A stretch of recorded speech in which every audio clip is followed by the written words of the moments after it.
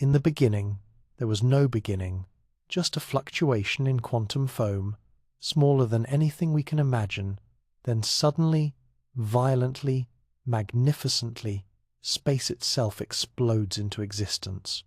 Not an explosion in space, but of space, expanding faster than light for a brief, eternal instant called inflation, stretching quantum jitters into the seeds of galaxies.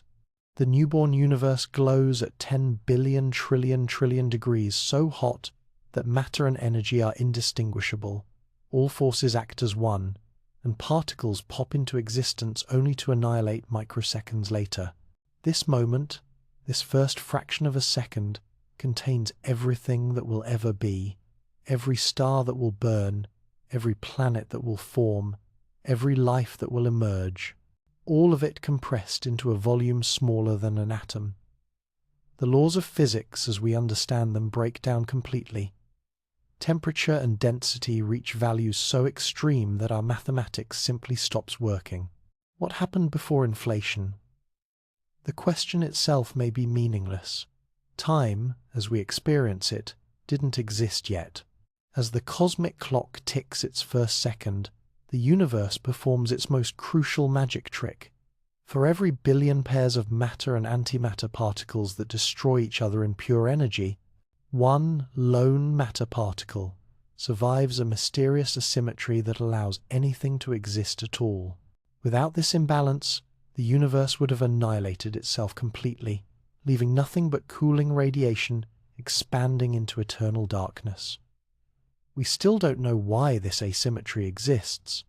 Every experiment we've conducted shows that matter and antimatter should behave identically, yet here we are, made of matter, in a universe that shouldn't exist.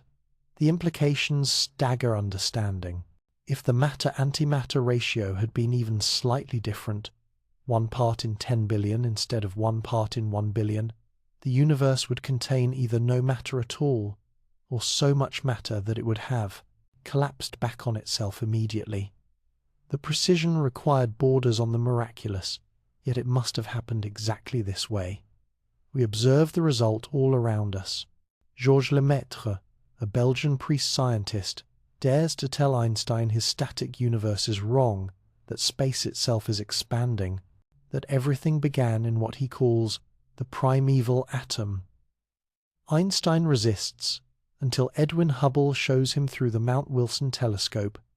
Galaxies are indeed racing away, and the farther they are, the faster they flee. The relationship is precise, mathematical, undeniable. For every million light-years of distance, galaxies recede an additional 70 kilometers per second faster. But deeper questions remain. Einstein's equations had suggested expansion was possible. He even added a mathematical term, the cosmological constant, specifically to prevent it because he believed the universe must be eternal and unchanging. When confronted with evidence of expansion, he reportedly called this his biggest blunder. Yet decades later, astronomers discovered that expansion is not just continuing but accelerating, driven by something they named dark energy. Einstein's blunder might have been prophetic after all. The cosmological constant, discarded and then resurrected, now represents our deepest mystery about the universe's fate. In 1964, Arno Penzias and Robert Wilson tried to eliminate annoying static from their radio antenna in New Jersey, even clearing out pigeon droppings. Unaware, they're hearing the universe's birth, cry radiation that has traveled 13.8 billion years, cooling from billions of degrees to just 3 degrees above absolute zero.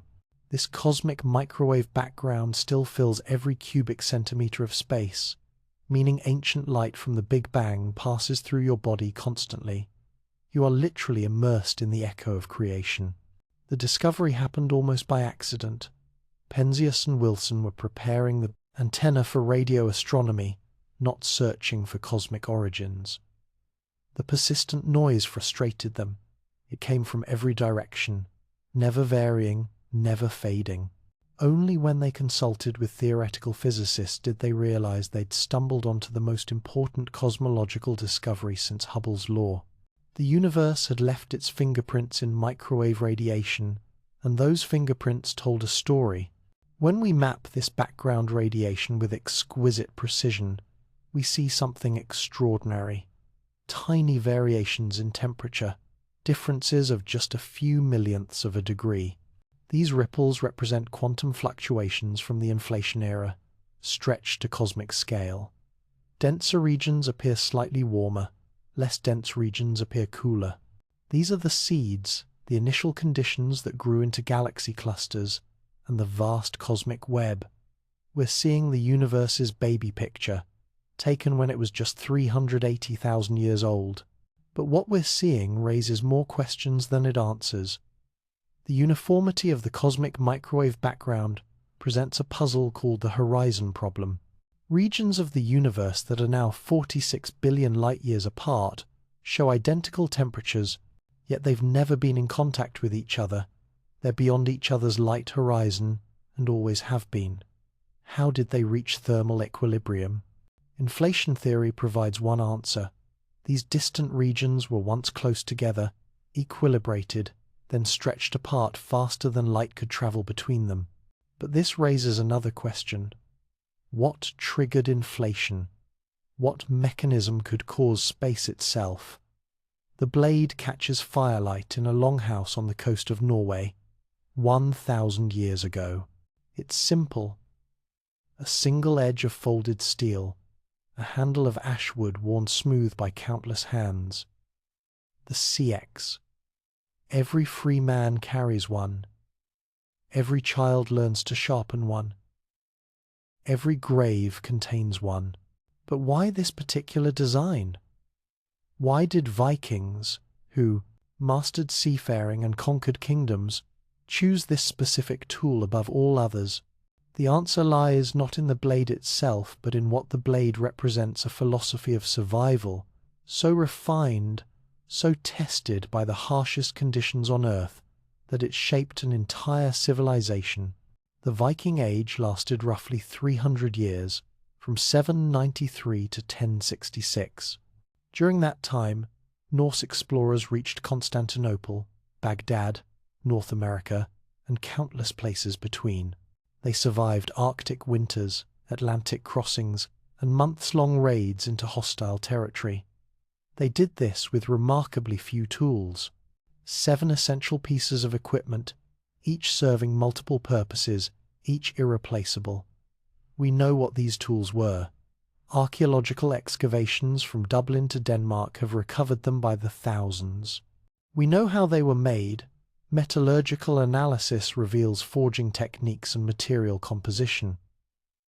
We know they worked. But deeper questions remain. How did Vikings decide which tools were essential and which were merely useful?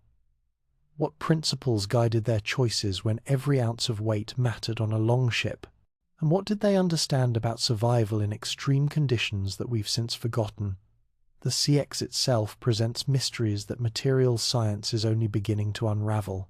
Viking smiths created pattern-welded blades by forge-welding iron and steel in alternating layers, sometimes 40 or more layers in a single blade. The technique produced beautiful swirling patterns on the finished blade, but beauty wasn't the point. Each layer had different carbon content, creating zones of hardness and flexibility. The edge could be honed razor-sharp, while the spine remained tough enough to batter through bone and wood. We can reproduce these blades today with modern metallurgy, but we're still discovering subtleties in the original techniques. Recent analysis of Viking-era steel reveals something unexpected. Some blades contain trace elements that suggest ore sources from as far away as Central Asia. How did these materials reach Scandinavian forges? Trade routes, certainly, but this implies networks of exchange far more sophisticated than we'd imagined. A smith in Bergen might work with steel that began its journey in the mountains of Afghanistan, passed through a dozen hands and travelled 4,000 miles. The blade he forged would last generations, passed father to son, acquiring names and histories, becoming more than metal. But here's what we don't know. Why did the single-edged design dominate so completely? Double-edged swords existed. Vikings knew how to make them, and frequently did. Yet for daily survival, for the tool that never left your side, the asymmetric CX was preferred. Modern knife makers have theories: easier sharpening, better structural strength, more efficient use of steel. But were these the actual reasons, or did Vikings understand something about blade geometry that we've yet to rediscover?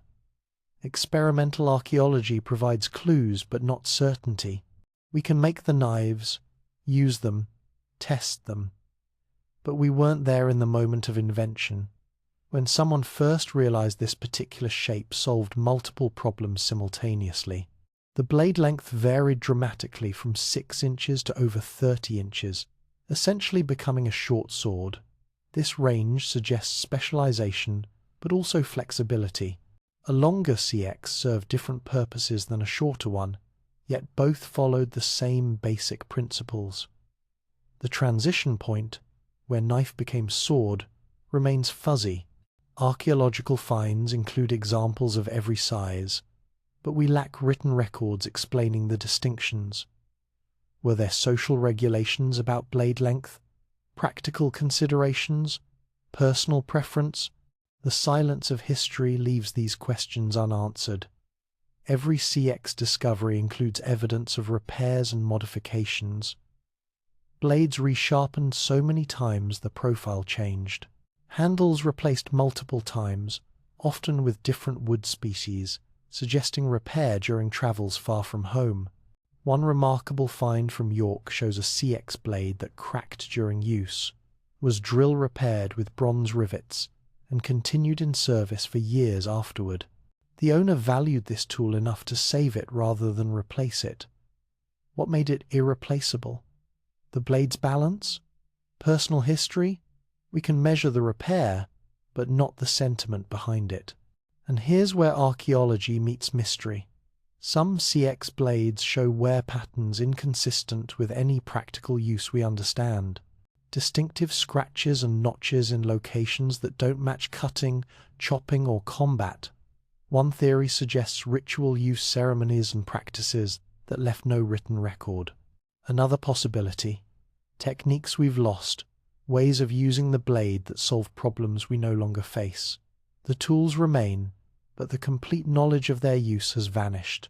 The CX was the first tool, the essential tool, but it worked in concert with 6 others. Each tool solved specific problems. Each tool revealed Viking understanding of a fundamental truth about survival. You cannot carry everything you might need, so you must carry only things that serve multiple purposes flawlessly. The integration of these 7 tools created a system, and that system allowed Vikings to thrive in environments that would have killed less prepared peoples. But before we examine the other 6 tools, consider this. Vikings didn't develop these tools in isolation. Every culture faces survival challenges. Many cultures developed sophisticated toolkits, yet Viking tools spread across medieval Europe with remarkable consistency. From Iceland to Russia, from Greenland to the Mediterranean, you find the same basic designs. This suggests not just effectiveness, but something approaching optimal design. Given the constraints of medieval metallurgy, available materials, and human needs, Vikings appear to have discovered solutions that were, in some sense, best answers to universal problems. What we've discovered is only the beginning. The tools themselves are artifacts silent, unable to explain themselves. We can analyze composition, measure dimensions, test capabilities, but the knowledge of how to use them optimally, the accumulated wisdom of generations, the subtle techniques that made the difference between competent and masterful use, these died with the last Vikings who possessed them. We're reverse engineering a system we can observe but not fully understand. Every archaeological find adds pieces to the puzzle, yet the complete picture remains frustratingly out of reach. The second tool, the hand axe, presents even deeper mysteries. But its secrets begin with a question that seems simple. Why did Vikings prefer axes over swords when both could serve as weapons? The answer transforms our understanding of what survival truly meant in the medieval North and suggests that Vikings knew something about efficiency that modern survival theory is only now rediscovering.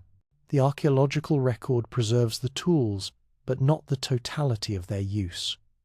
And in that gap between object and understanding lies a frontier as unexplored as any the Vikings themselves encountered. A Viking warrior could afford a sword but carries an axe instead.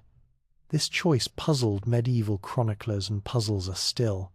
Swords were prestigious, symbols of wealth and status. Yet when Vikings loaded their longships for raids across the North Sea, most brought axes, not as backup weapons, but as primary tools. The hand axe, lightweight, versatile, deadly, became synonymous with Viking warfare. But warfare was only one of its purposes, perhaps not even the primary one. The design seems almost too simple. A steel head weighing 1 to 2 pounds, mounted on an ashwood handle 2 to 3 feet long. The blade curves in a distinctive bearded shape, where the lower edge extends downward, past the handle mounting. This beard wasn't decorative. Grip the axe head directly below the beard, and suddenly you hold a precision carving tool capable of detail work impossible with a standard blade. Release your grip, and it's back to a felling axe capable of dropping a tree. 2 tools in one, switchable instantly. We know Vikings built everything with axes. Longships, longhouses, furniture, tools, all carved and shaped primarily with this single implement. Experimental archaeologists have reconstructed Viking buildings using period tools. The axe proves remarkably efficient. A skilled user can fell a 20-inch diameter tree in 15 minutes, remove branches in another 10, and begin shaping planks immediately after. No tool changes required, no wasted motion. But here's what strikes modern builders as almost impossible. Vikings achieved furniture-quality smoothness, with axe work alone, no sanding, no planing. The technique has been partially rediscovered, but descriptions from Viking-age sources remain cryptic. They knew something about grain direction, cutting angles, and blade geometry that we're still deciphering. The metallurgy adds another layer of mystery. Viking axe heads show evidence of sophisticated heat treatment. The cutting edge hardened to hold sharpness, while the eye that fits over the handle remains softer and more shock-resistant. This differential hardening requires precise temperature control during forging. Too hard overall, and the head shatters on impact. Too soft, and the edge dulls immediately.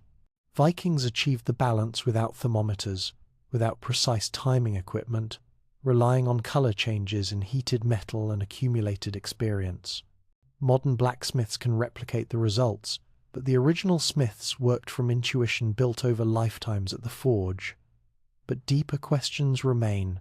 Why did axe design stay so consistent across 3 centuries and thousands of miles?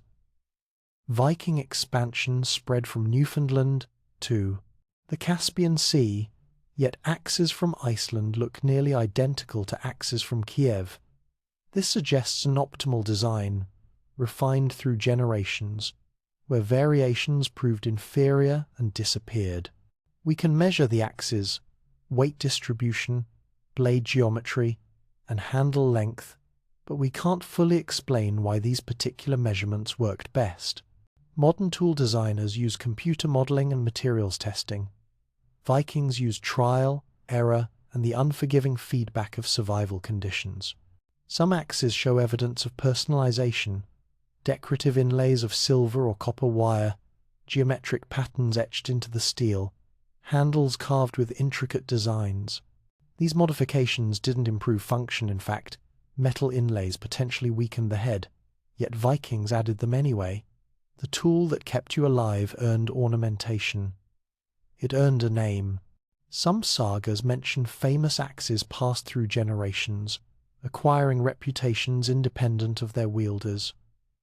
We have the axes, but not the stories they carried. And here's where archaeology reveals something unexpected. Many excavated axes show asymmetric wear patterns. The blade edge ground down more on one side than the other, suggesting the owner was left-handed or had developed a specific technique that favored one side. But some axes show wear patterns that don't match any known chopping motion, distinctive grooves and marks that imply uses we haven't identified. Were these specialized tools for unknown tasks? Or do they represent techniques that died out, solutions to problems that no longer exist? The throwing axe presents its own mysteries. Sagas describe Vikings hurling hand axes in combat with deadly accuracy. Modern experiments confirm it's possible with extensive practice. A balanced axe can be thrown effectively up to 30 feet, but the physics are unforgiving. The axe must complete exactly the right number of rotations to strike edge first. Too few or too many, and it bounces off harmlessly. This suggests Vikings who threw axes in battle had trained extensively, developing muscle memory for specific distances. Yet we found no evidence of training grounds or practice ranges. Where did they learn? How did they practice without wasting expensive steel on failed throws? The answer might lie in everyday use. If you carry an axe constantly, use it dozens of times daily for years, you develop an intimate understanding of its weight and balance. Throwing becomes an extension of that familiarity. But this remains speculation. The skill left no archaeological trace, only brief mentions in texts written by people who witnessed but didn't fully understand what they saw. The axe served another purpose rarely mentioned. It was collateral. Several medieval sources describe Vikings trading axes for food or supplies when silver ran short. The tool had intrinsic value, iron and steel were expensive, good craftsmanship more so. But there's an implication here that troubles modern understanding. If axes were valuable enough to trade, why did Vikings carry them so casually into combat, where they might be lost or destroyed? The answer suggests these tools were considered replaceable despite their value. Vikings must have had confidence they could acquire new axes when needed, either through trade, raids, or their own smithing skills. What we've discovered is only the beginning. We have thousands of preserved axes, detailed metallurgical analyses, experimental reconstructions, and historical descriptions. Yet the complete understanding of how Vikings used these tools, the subtle techniques, the accumulated wisdom, the unwritten knowledge, passed master to apprentice, remains partially hidden. We can swing the axes, chop with them, even achieve respectable results. But we're rediscovering a skill set that took Viking children years to master and adults lifetimes to perfect. The third tool seems mundane by comparison, just fire-starting equipment. Yet its implications prove more profound than metal weapons or building tools. Because in the Arctic winter, when temperatures drop to 40 below zero and darkness lasts 20 hours, fire isn't convenience. It's the difference between life and death. And Vikings developed fire-starting techniques so reliable they worked under conditions that would defeat most modern methods. The mystery isn't whether Vikings could make fire. The mystery is how they made it so consistently that failure seems absent from the historical record. The fire steel looks unremarkable. A curved piece of high-carbon steel, small enough to fit in your palm, worn smooth from thousands of strikes. Pair it with a piece of flint and the right tinder, and you can create fire. The principle seems straightforward. Strike steel against stone at the correct angle, and friction tears microscopic particles of iron from the steel's surface. These particles ignite from the friction heat, briefly burning at over 1500 degrees, hot enough to ignite prepared tinder. Simple physics. But physics doesn't explain how Vikings reliably created fire in conditions that defeat modern waterproof matches. Archaeological evidence reveals something unexpected. Viking tinderboxes contained multiple types of tinder, each suited for different conditions. Charred cloth linen or wool, heated without oxygen until it carbonizes, catches, sparks most easily. Amadou fungus, harvested from birch trees and carefully dried, smoulders for hours once lit. Dried grass, shredded bark, even crushed bird nests. Vikings understood that different weather conditions, different humidity levels, required different approaches. They carried redundancy built into a system that fit in a pouch smaller than your fist. But here's what puzzles researchers. How did they make it work in Arctic winters, in driving rain, aboard ships in the North Atlantic? Modern survival experts struggle to create fire with traditional methods under harsh conditions. Yet, Viking sources contain no references to fire-starting failures, no stories of expeditions freezing because they couldn't light a flame. The silence suggests success was so routine it wasn't worth mentioning. What techniques did they use that we've lost?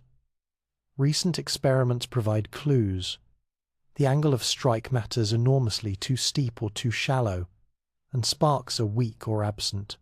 The type of stone matters. Certain flints produce better sparks than others, and Vikings apparently knew which sources yielded superior material. Even the preparation of tinder involved knowledge we're still reconstructing. Charred cloth isn't just burned cloth.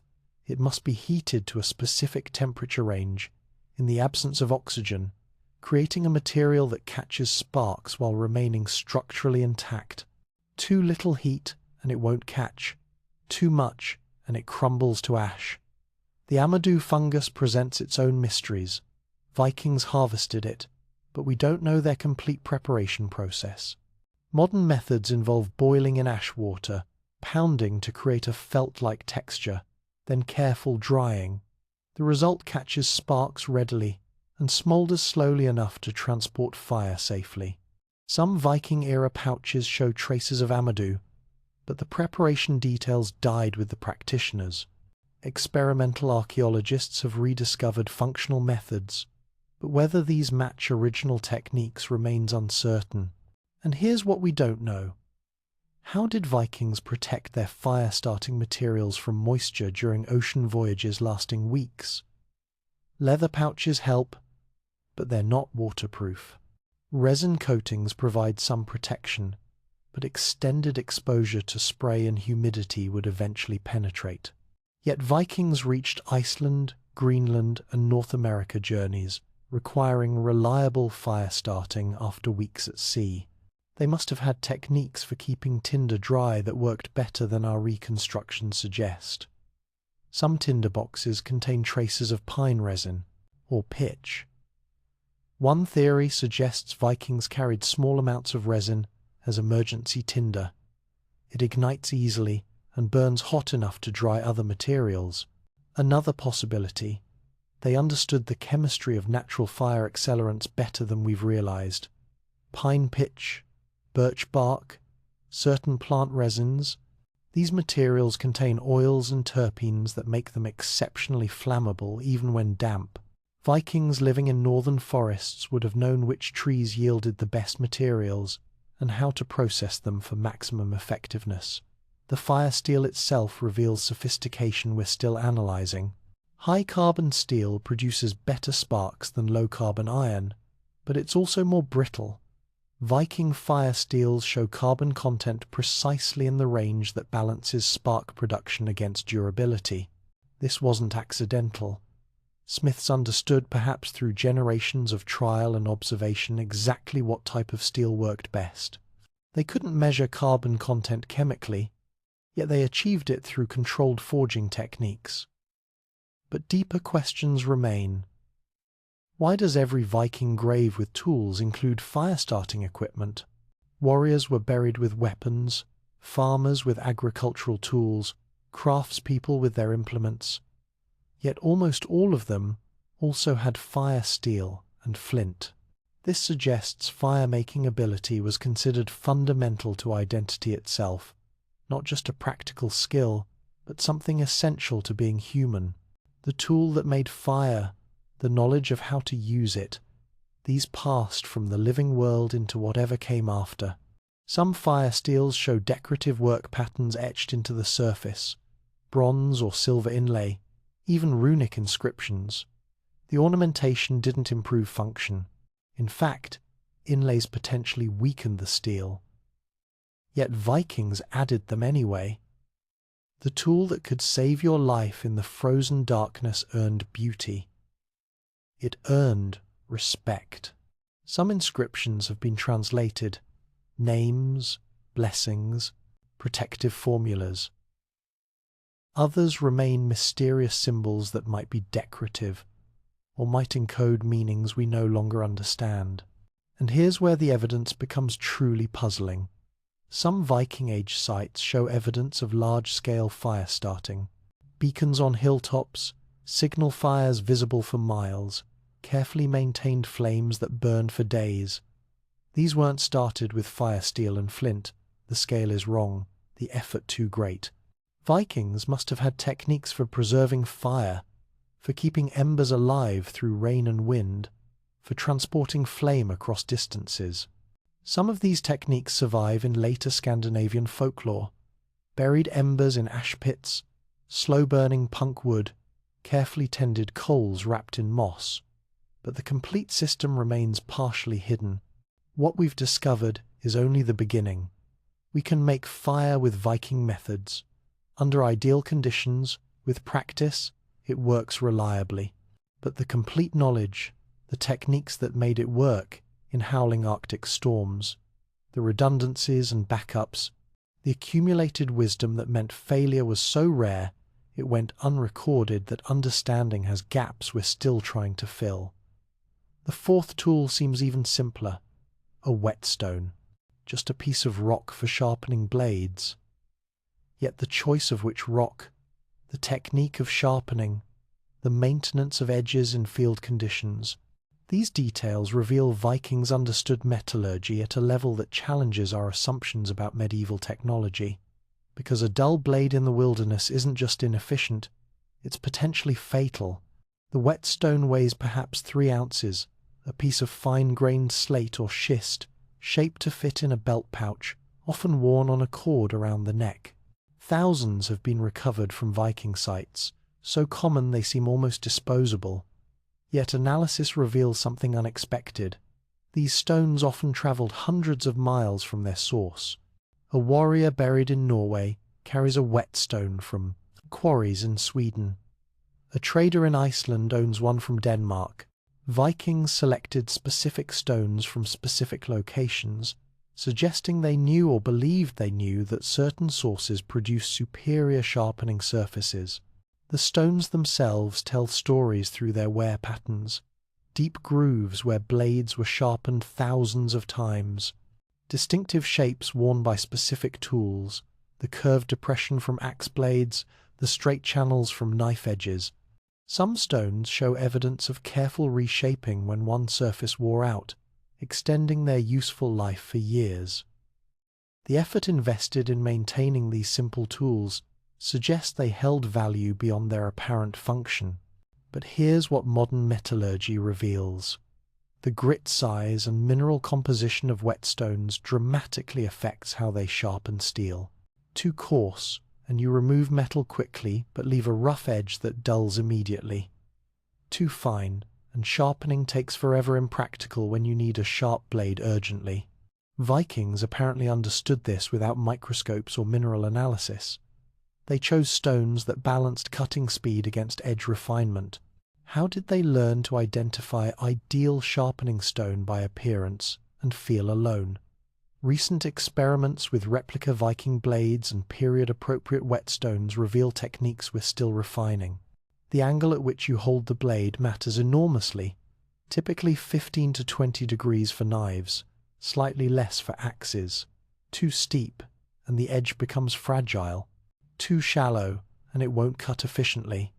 Vikings taught this through apprenticeship, master guiding students' hands until the angle became instinctive. The knowledge transferred through touch and practice, not written instruction. When the teaching tradition ended, the precision died with it. The two-sided design of many whetstones presents its own logic. One surface, coarser for repairing damaged edges, the other finer for final honing.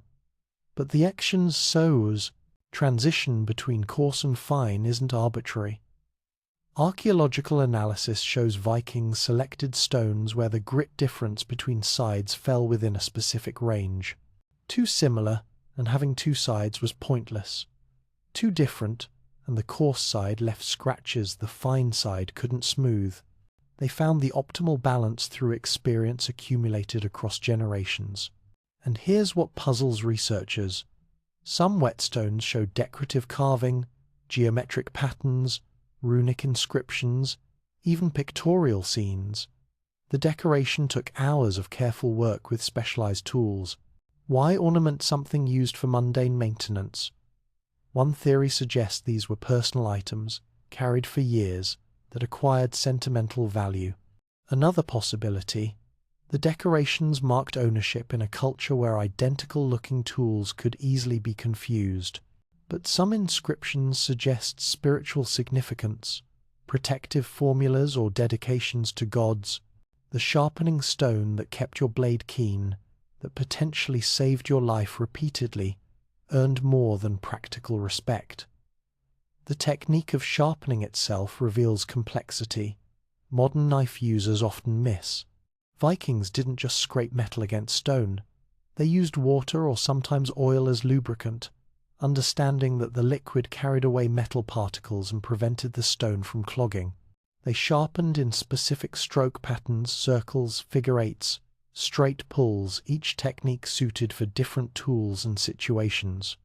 Experimental archaeology has recovered some methods, but descriptions in sagas are frustratingly vague, assuming knowledge the audience already possessed. But deeper questions remain. How often did Vikings sharpen their tools? Daily use dulls blades, but excessive sharpening removes metal unnecessarily, shortening a tool's life. They must have understood the balance sharp enough for efficiency, but not sharpening more than necessary. Modern bushcraft experts recommend specific schedules, but Vikings lacked standardized measurements. They worked by feel, by observation, by accumulated instinct. The blade's performance told them when sharpening was needed. The stone's feedback told them when to stop. Some archaeological finds include whetstones with unusual wear patterns, suggesting they were used for sharpening very specific tools we haven't identified. Deep, narrow grooves that don't match known blade profiles. Curved impressions that could be fish hooks or needles, but the scale seems wrong. These mysterious marks hint at tool uses that left no other trace, techniques that served purposes we haven't considered. The stones remember what history forgot. And here's where the evidence becomes particularly intriguing. Chemical analysis of some whetstones reveals traces of plant oils and animal fats deliberately applied to the surface. These weren't just lubricants, but compounds that affected sharpening characteristics. Certain oils create finer edges. Some fats prevent rust during the sharpening process. Vikings experimented with these additives, discovering through trial which combinations worked best for which purposes. The complete knowledge of these compounds has vanished, though modern knife enthusiasts are rediscovering some principles independently. What we've discovered is only the beginning. We have the stones, detailed geological analysis, experimental sharpening data, and historical references. Yet, the complete understanding, the intuitive knowledge of exactly when a blade needed attention, the precise hand movements that produced optimal edges, the secret compounds that enhanced the process. These skills took lifetimes to master and generations to perfect. We're learning the basics while knowing that deeper expertise remains beyond our reconstruction. The fifth tool shifts from maintenance to creation: rope and cordage. Every Viking carried lengths of rope or the materials to make it. The uses seem obvious: tying, securing, binding. But analysis of recovered cordage reveals Vikings understood fiber technology at a level that surprises modern materials scientists. Because rope isn't just twisted plant fibers, it's engineered to perform under specific conditions, and Viking rope performed under conditions that would destroy most modern cordage. How they achieved this durability, how they knew which materials worked best in which situations, These questions lead us deeper into mysteries of knowledge, encoded in twisted fibers rather than written words. Rope recovered from the Oseberg ship burial, over 1100 years old, remains flexible. You can still see the twist pattern in the fibers, still identify the material walrus hide, carefully cut into strips, then braided with a precision that suggests the maker understood principles we're only now rediscovering through materials engineering. This wasn't simple cordage. Analysis reveals the rope's structure distributes stress in ways that prevent catastrophic failure. One strand can break without the entire rope parting. Modern climbing ropes use similar principles, but Vikings developed them without mathematics or testing equipment. The variety of materials Vikings used for rope making reveals sophisticated understanding of fiber properties. Flax for dry conditions, strong, relatively flexible, resistant to abrasion. Nettle fibers for situations requiring elasticity. Horsehair for small diameter cordage that needed to resist moisture. Walrus and seal hide for maritime use, where salt water would destroy plant fibers within months. Each material required different preparation techniques, different twisting methods, different applications. Vikings learned which fiber worked best for which purpose through generations of ocean voyages and Arctic winters, harsh teachers that eliminated ineffective approaches permanently. But here's what puzzles modern rope makers. Viking cordage shows twist patterns that shouldn't work according to standard engineering principles. Some ropes are twisted in one direction, then plied in the same direction, a technique that should cause the rope to unravel under load. Yet these ropes held Viking ships together through Atlantic storms. Either our understanding of rope mechanics is incomplete, or Vikings knew something about fiber interaction we haven't grasped. Experimental archaeology has produced functional replicas, but the theoretical explanation for why they work remains unclear. The preparation of fibers involved knowledge that went beyond simple processing. Flax had to be retted, soaked in water until bacteria partially decomposed the plant material, separating useful fibers from woody stems. Too little retting, and fibers remained stiff and weak. Too much, and they rotted into uselessness. Vikings judged the process by smell, by feel, by subtle changes in color. The knowledge transferred through apprenticeship, not written instructions. When traditional fiber preparation ended, much of this expertise vanished.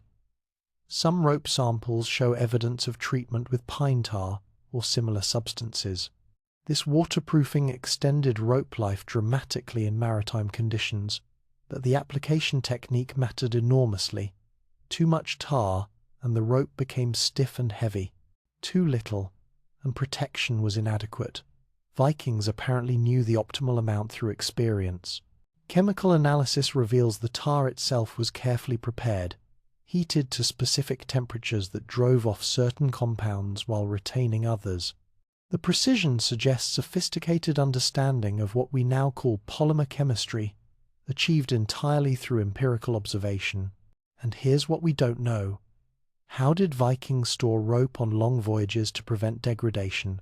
Modern synthetic rope can sit for months without damage, but natural fiber cordage exposed to damp conditions quickly mildews and weakens. Yet Viking ships reached Iceland, after weeks at sea, then immediately used their rigging for settlements and construction. The rope worked. It held. They must have had storage techniques that preserved fiber integrity despite constant humidity. Some theories suggest careful coiling patterns that allowed airflow. Others propose the tar treatment did more than waterproof, it might have had antimicrobial properties. But certainty eludes us. The applications of Viking rope extended far beyond obvious uses. Archaeological evidence shows it in unexpected contexts, as surgical sutures, as measuring devices, as components in looms and spinning equipment. Some rope fragments recovered from medical contexts show braiding patterns different from standard cordage, possibly optimized for flexibility and strength at very small diameters. This implies specialized rope making for specialized purposes, suggesting a degree of material engineering rarely associated with medieval technology. But deeper questions remain. Why do some Viking sites contain enormous quantities of rope scraps, fragments too small for practical reuse?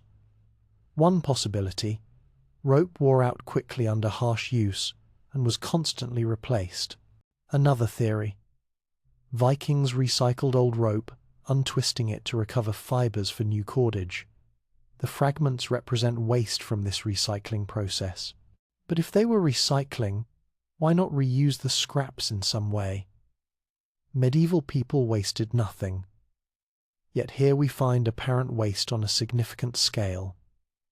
The explanation remains unclear. What we've discovered is only the beginning.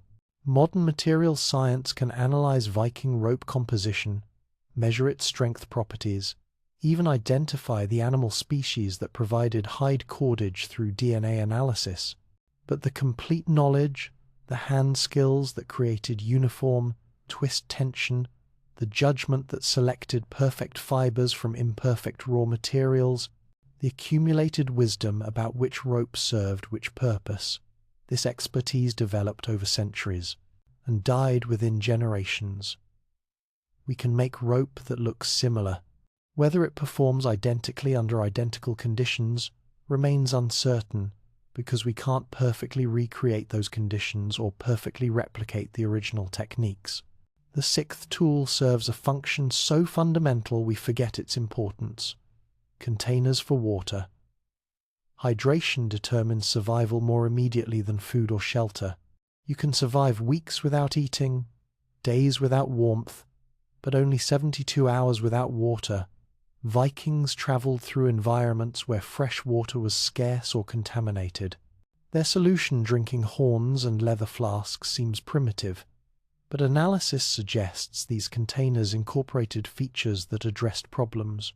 Modern water bottles handle through plastic chemistry and metal engineering. How did Vikings achieve similar results with organic materials? The answer leads us into the mystery of how pre-industrial people solved technological problems without modern materials. The drinking horn curves naturally, sealed at the narrow end with wood or metal, open at the wide end for drinking. Its shape presents an immediate problem. You cannot set it down when full. The horn must be drained or held constantly. This seems like a design flaw until you understand the context.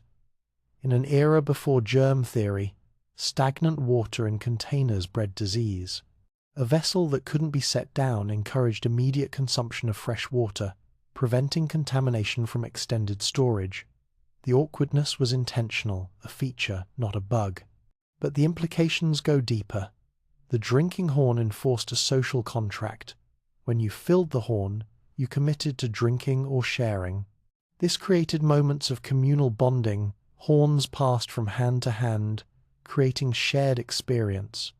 The impracticality served a purpose beyond hygiene. It transformed drinking from solitary act to social ritual. We see this pattern throughout Viking material culture. Objects, designed to encourage specific behaviors, to shape interaction, to reinforce cultural values through physical form.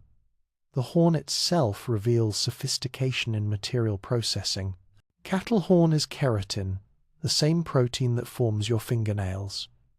In its natural state, it's opaque, relatively brittle, and holds the shape of the animal's horn. Vikings transformed it through heating and pressing, creating translucent, waterproof vessels that could flex without cracking. The process required precise temperature control. Too hot, and the horn charred and became brittle. Too cold, and it wouldn't reshape. They achieved this precision using fire and water, judging temperature by eye and experience. Recent experiments in reconstructing this process reveal how difficult it actually was. Modern craftspeople, even with thermometers and controlled heat sources, struggle to consistently reshape horn without damaging it. The temperature window is narrow, perhaps 20 degrees Celsius, and the heating must be uniform throughout the material. Vikings worked over open fires with variable heat, using techniques passed master to apprentice. The knowledge wasn't written because it couldn't be written. You learned by doing, by burning dozens of horns before you understood the subtle signs that indicated readiness. Chemical analysis of horn vessels reveals traces of beeswax and plant resins applied to internal surfaces. These coatings weren't decorative but functional. They filled microscopic pores in the horn, improving waterproofing and preventing absorption of liquids that would eventually rot the material. Some resins show antimicrobial properties, potentially keeping stored water fresher longer. Vikings discovered these benefits through empirical observation, testing different treatments until they found what worked. The knowledge survived in some Scandinavian folk traditions, but the complete understanding of why certain treatments worked better than others was lost. But here's what we don't know. How did Vikings select which cattle horns to use? Not all horns are equal. Some are thicker, some more uniform in structure, some with better natural curves. Archaeological samples show remarkable consistency. Horns of similar size, similar thickness, similar curvature. This suggests Vikings had selection criteria, ways of judging horn quality before investing labor in processing. Were there visual cues? Did they test horns somehow? The selection process left no written record, and modern horn workers must rediscover these principles through trial and error. Leather flasks present even deeper mysteries. Leather as porous water should seep through it within hours, yet Viking leather flasks held water for days, even weeks during ocean voyages. The secret lay in treatment processes we're still reconstructing. Pine tar, rendered from pine wood through controlled heating, was applied to leather in ways that created a waterproof barrier. But application technique mattered enormously. Too much tar, and the flask became rigid and heavy. Too little, and water seeped through. Vikings found the optimal balance through generations of trial. The production of pine tar itself deserves examination. Vikings dug pits in hillsides, lined them with stones, then filled them with pine wood covered by turf. They lit the wood and controlled the burn so it smouldered rather than flamed, a process that took days of constant attention. The tar dripped from the heated wood and was collected in containers at the pit's bottom. But the quality of tar varied, depending on wood selection, burn temperature, duration of heating, and dozens of other factors. Vikings learned to recognize high-quality tar by color, consistency, and smell.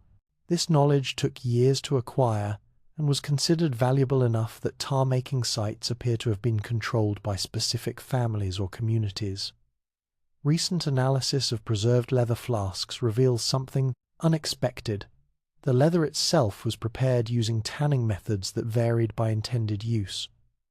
Flasks for long-term water storage show different tanning chemistry than flasks for fermented drinks. This implies Vikings understood that different liquids required different container treatments. They developed specialized processing techniques for specialized purposes, suggesting a degree of chemical knowledge rarely attributed to medieval craftspeople. The tanning process, converting raw hide into stable leather, involves complex chemistry. Vikings used vegetable tanning, soaking hides in solutions made from oak bark, willow bark, or other plant materials rich in tannins. But the concentration of tannin solution, the duration of soaking, the temperature of the process, all these variables affected the final leather's properties. For water flasks, Vikings apparently preferred leather tanned to remain somewhat flexible and resistant to repeated wetting and drying. For other applications, they tanned leather to different specifications. This suggests they understood the relationship between processing and properties, even if they couldn't explain it in chemical terms. But here's what puzzles researchers. Some leather flasks show evidence of repair patches sewn on with sinew, splits mended with plant fiber thread. The repairs weren't crude emergency fixes, but careful work that extended the flask's life for years. Why invest such effort in repairing a container when making a new one from scratch might be easier? The answer suggests these objects held value beyond utility. Perhaps they were gifts, carried sentimental associations, or had proven reliable in harsh conditions. We have the repaired flasks, but not the stories that made them worth saving. One flask recovered from a Norwegian burial shows 3 separate repair episodes, patches layered over earlier patches, each sewn with slightly different thread, suggesting repairs made at different times, possibly in different locations. This object served its owner for possibly decades, was maintained through extensive travels, and was valued enough to be placed in the grave. What made this particular flask irreplaceable? We can examine the repairs but not recover the meaning. The pine tar treatment itself reveals complexity. Modern chemistry is still analyzing. Vikings produced tar through a process called destructive distillation, heating pine wood in the absence of oxygen to break down complex organic compounds.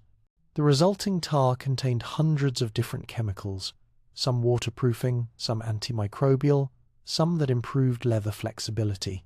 Vikings couldn't identify individual compounds, but they recognized that tar from different pine species performed differently, that heating time and temperature affected the final product, that fresh tar worked differently than aged tar.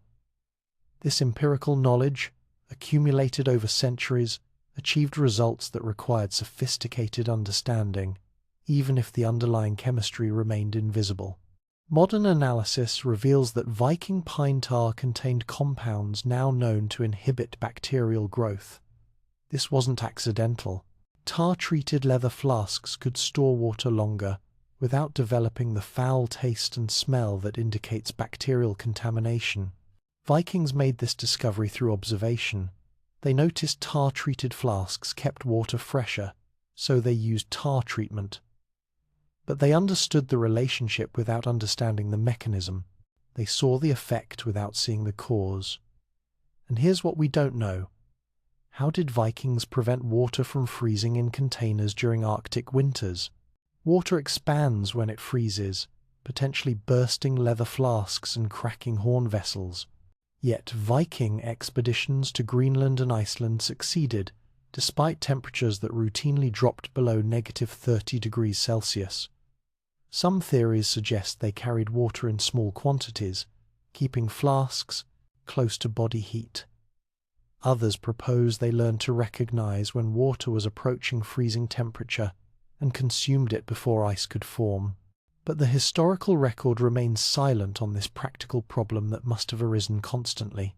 One possibility that experimental archaeology has explored: Vikings might have added small amounts of salt to stored water, lowering its freezing point. Salt water freezes at lower temperatures than fresh water at typical Arctic winter temperatures. Salt content of even a few % would prevent freezing. But this raises another question. Did Vikings understand the relationship between salinity and freezing point?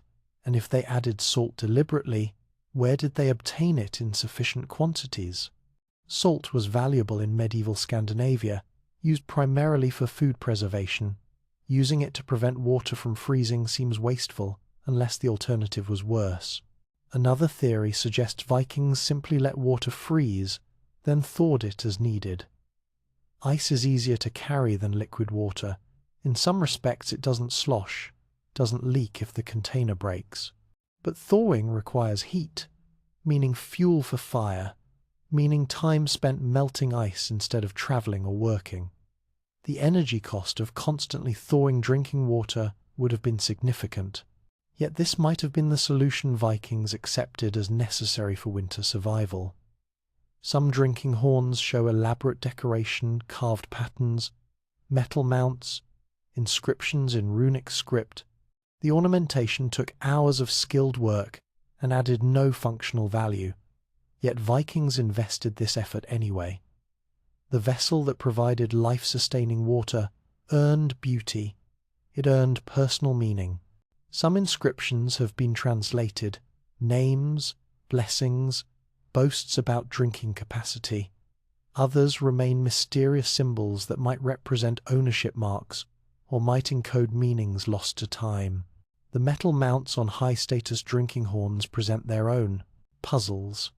These were typically bronze, sometimes silver, occasionally gold for the wealthiest owners. The mounts served practical purposes. They protected the horn's rim from chipping and cracking, and the narrow-end seal was often metal, but the decorative elaboration went far beyond structural necessity.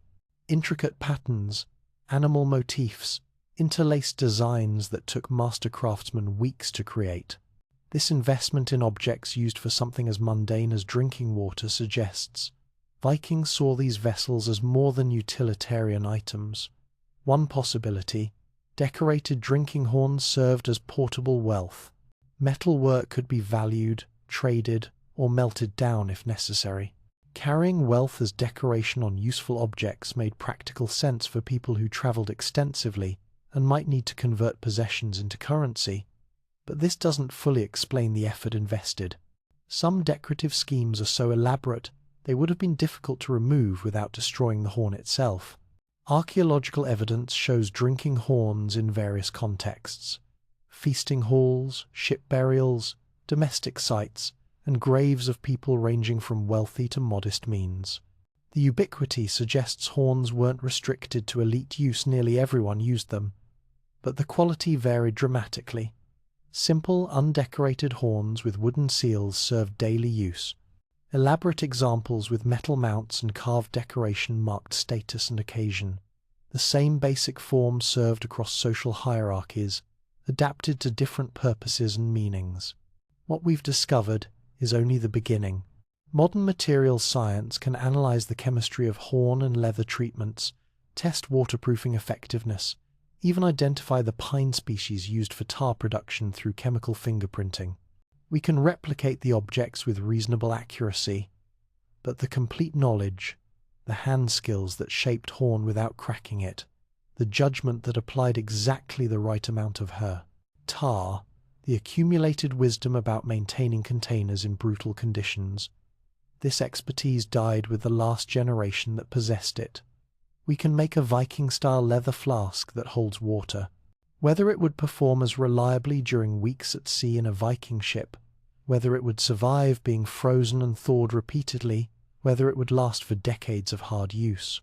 These questions remain difficult to answer definitively. Our reconstructions work in controlled conditions.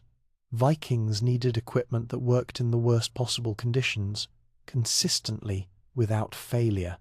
The difference between our approximations and their expertise represents knowledge we're still trying to recover. And here's where the evidence points towards something larger. All 7 Viking survival tools: the CX, the axe, the fire-starting kit, the whetstone, the rope, the water containers, and the sewing kit we'll examine next form an integrated system. Each tool supports the others. The knife maintains the axe provides wood for fire enables water purification, rope secures everything, the whetstone keeps edges sharp, water enables survival, sewing repairs everything made of fabric or leather. Remove any single element, and the entire system becomes less effective. This integration wasn't accidental. Vikings developed these tools over centuries, testing combinations, eliminating redundancies, optimizing each element to work with all others. The result was a survival system so refined that it enabled human habitation in some of Earth's harshest environments. From the Arctic to the North Atlantic, from Greenland to the edge of the known world, Vikings survived and even thrived, carrying just these 7 essential tools. The 7th tool, the sewing kit, might seem least critical. After all, you can survive without mending clothes temporarily. But in environments where temperatures drop to lethal levels and exposure means death within hours, the ability to repair protective clothing transforms from convenience to absolute necessity. Vikings understood this. Every person, regardless of status, carried the means to sew, and the techniques they developed for repairing leather, wool, and other materials in field conditions reveal the same depth of expertise we've seen in all their other tools. The needle is bone, carved from the leg of a sheep or cow, polished smooth, with an eye drilled painstakingly using a fine metal awl.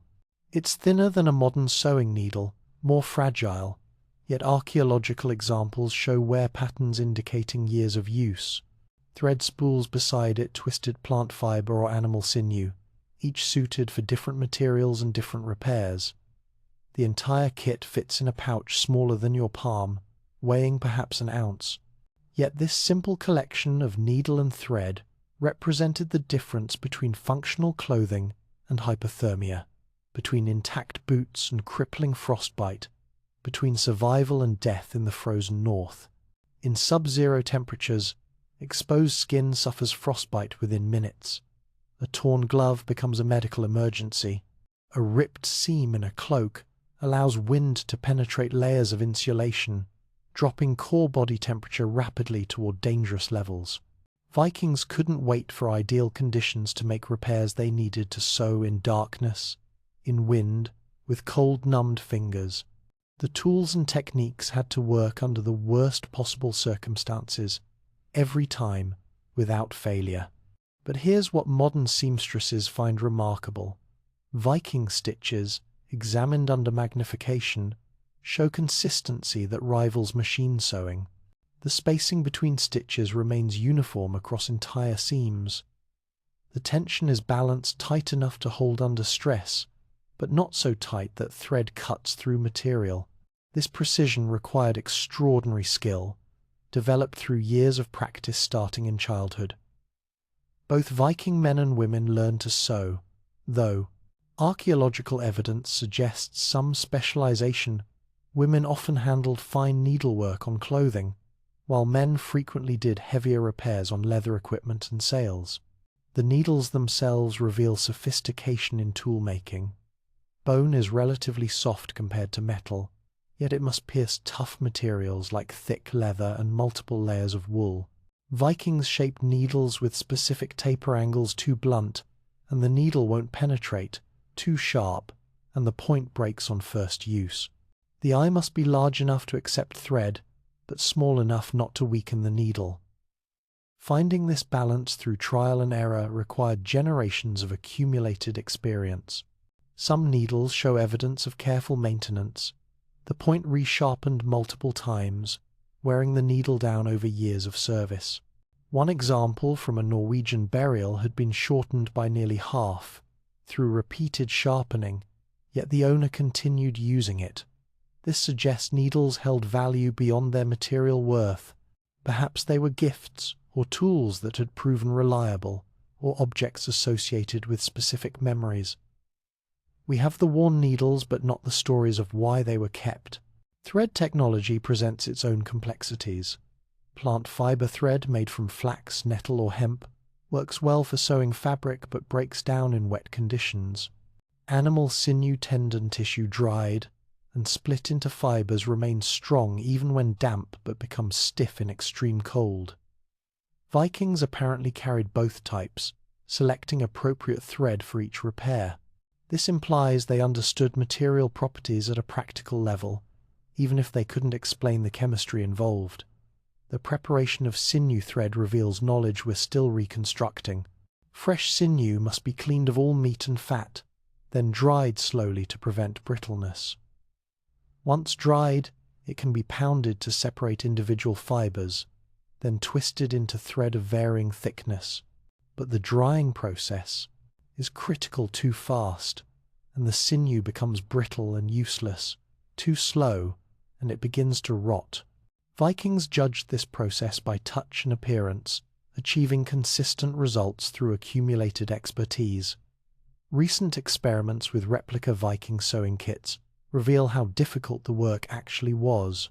Modern experimenters, even skilled at hand sewing, struggle to achieve the stitch quality seen in archaeological textiles. The thread tends to tangle, the bone needle bends under pressure, cold fingers lose dexterity rapidly. Yet Vikings produced repairs that lasted for years, stitching by firelight or moonlight, often in conditions that would challenge modern seamstresses in well-lit, temperature-controlled workshops. The stitching techniques themselves show sophistication that surprises modern textile experts. Vikings used different stitch types for different purposes, running stitches for light repairs back stitches for seams under stress, whip stitches for binding edges. Some repairs show combination techniques, with multiple stitch types in the same seam, each chosen for specific mechanical properties. This suggests Vikings understood how different stitches distributed stress, even if they didn't think about it in engineering terms. But deeper questions remain. How did Vikings waterproof their stitching? Every stitch hole is a potential leak point. In leather boots or cloaks, water can seep through seams, even if the material itself is waterproof. Modern outdoor gear uses sealed seams, waterproof thread, and synthetic adhesives. Vikings had none of these. Yet their clothing worked in the wettest conditions imaginable. Atlantic storms, freezing rain, snow melting against body heat. They must have had techniques for sealing seams that we haven't fully recovered. One possibility that archaeological evidence supports: Vikings applied beeswax, or animal fat, to completed stitching. The wax filled the tiny gaps around thread, creating a water-resistant seal. But the application technique mattered too. Much wax made, fabric stiff, too little, provided inadequate protection. Vikings apparently found the optimal amount through experience. Some preserved textiles show traces of wax concentrated along seam lines, suggesting deliberate application rather than incidental contamination. The sewing of leather presents particular challenges. Leather is tough. Pushing a bone needle through requires significant force, and the needle must pierce cleanly without splitting the hide. Vikings used an awl to pre-punch holes, then followed with the needle and thread. But the hole spacing had to be precise. Too close together, and the leather weakened and could tear. Too far apart, and the seam lacked strength. Archaeological leather goods show remarkably consistent hole spacing, typically 3 to 5 millimeters apart, suggesting standardized techniques passed through teaching. Some leather repairs show evidence of patchwork, pieces of leather sewn over damaged areas to reinforce weak spots. These patches weren't crude emergency fixes, but carefully matched pieces, sometimes with edges beveled to reduce thickness at the overlap. The attention to detail suggests Vikings understood that poor repairs could fail catastrophically at critical moments. Better to invest time in proper repair than risk equipment failure in dangerous conditions. And here's what puzzles researchers. Some Viking-age textiles show stitching patterns that serve no obvious functional purpose. Decorative embroidery is common and easily explained. Vikings valued beauty and personal expression, but some examples show hidden stitching, internal reinforcements that would never be seen during normal wear. Why invest labor in invisible work? One theory suggests these reinforcements addressed specific stress points that Vikings recognized through experience. Modern clothing designers use computer modeling to identify stress concentration areas. Vikings learned the same. Lessons through observation, they saw where clothing failed repeatedly and reinforced those areas preemptively. The thread itself sometimes shows evidence of treatment coatings or impregnations that changed its properties. Some thread samples contain traces of pine resin, which would have made the thread somewhat water-resistant and perhaps more resistant to decay. Other samples show signs of being waxed, reducing friction and making it easier to pull through tough materials. Vikings experimented with these treatments, discovering through trial what worked best for different applications. But here's what we don't know. How did Vikings maintain their sewing kits during extended voyages? Bone needles can break, thread can be lost or used up, and materials for repair might not be available at the destination. Yet Vikings reached Iceland, Greenland, and North America journeys lasting weeks or months, and immediately began construction projects that required extensive sewing. They must have carried sufficient supplies and protected them from damage. Some archaeological finds include small leather pouches containing multiple needles and large quantities of thread, suggesting Vikings packed redundancy into their kits. The social context of sewing adds another dimension. Literary sources mentioned sewing as a communal activity, with people gathering to work on repairs while sharing stories and news. This wasn't just efficiency combining work with social interaction, but also knowledge transfer. Experienced sewers could demonstrate techniques, correct mistakes, and pass along accumulated wisdom. When this social framework disappeared, much of the subtle knowledge went with it. Some grave goods include elaborate sewing kits, decorated needle cases, multiple needles of different sizes, various types of thread, even small scissors or shears. These kits far exceed what one person would need for basic repairs, suggesting they represented wealth, status, or professional identity. Were these the tools of specialized craftspeople, or symbols of domestic skill and preparedness? The graves can't tell us. Archaeological textiles show evidence of extensive repair, garments patched multiple times, worn areas reinforced, damaged sections cut away and replaced. This suggests clothing was maintained for years, possibly decades, through constant attention. In a culture where producing new fabric required months of work raising sheep or growing flax, processing fibers, spinning thread, weaving cloth repair made economic sense. But the skill required to make repairs nearly invisible, to maintain garment integrity through multiple fix cycles, represented expertise that took years to develop. And here's where the evidence points toward something profound. The sewing kit, seemingly the simplest of the 7 tools, might actually be the most complex in terms of required knowledge. Using an axe effectively takes practice, but the basic motion is intuitive. Sharpening a blade can be learned relatively quickly, but sewing well, achieving consistent stitch spacing, proper tension, appropriate technique for different materials and situations, requires sustained attention to detail and years of practice. Yet Vikings considered this skill fundamental enough that virtually everyone learned it. Modern survival training rarely emphasizes sewing. Expeditions carry spare clothing or synthetic materials that don't require repair.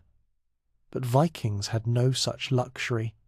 Every garment represented significant investment of time and materials. Losing a cloak to a repairable tear was unthinkable. The sewing kit enabled maintenance of other critical equipment, not just clothing but also rope, leather equipment, even sails. Without the ability to sew, the other 6 tools would gradually fail through accumulated damage. What we've discovered is only the beginning. We have preserved needles, thread samples, and repaired textiles showing Viking techniques. Experimental archaeologists have learned to replicate basic Viking sewing with reasonable success. But the complete expertise, the intuitive understanding of exactly how much tension to apply, which stitch type to use in ambiguous situations, how to make field repairs that would last years, this knowledge died with the practitioners. We're learning the basics, while recognizing that deeper mastery remains beyond our reconstruction. The 7 tools together reveal a philosophy of survival that transcends individual implements. Vikings understood that preparation meant not just carrying equipment, but possessing the knowledge to use, maintain, and repair it under any conditions. Each tool enabled use of the others. Each required skills that took years to master. Together, they formed a system that allowed humans to thrive in environments that should have been beyond medieval technology's capability. But perhaps the deepest mystery isn't about the tools themselves, but about the knowledge they represented. How did Vikings accumulate this expertise across generations? How did they test and refine techniques without written records or scientific instruments? How did they achieve optimization that we're still trying to match with modern materials, science, and engineering? The tools themselves are artifacts, silent witnesses to knowledge that flourished, sustained a civilization for centuries, then largely vanished within a few generations. We can examine the objects, we can analyze materials and replicate techniques.